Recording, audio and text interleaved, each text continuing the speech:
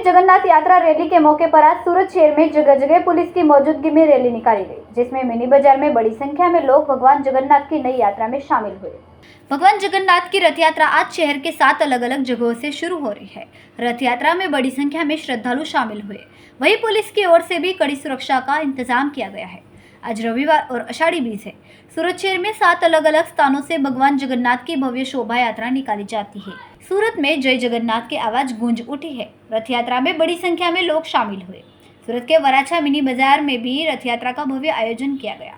Varachha mini बाजार ISKCON मंदिर से होते हुए रथ यात्रा का आयोजन किया जाता है। रथ यात्रा में लोगों को भगवान की प्रतिमा के दर्शन हो रहे हैं। वहीं रथ यात्रा के रूट पर पुलिस की ओर से सुरक्षा की व्यवस्था की गई। संवाददाता सुनील पटेल, BHP न्यूज, सूरत।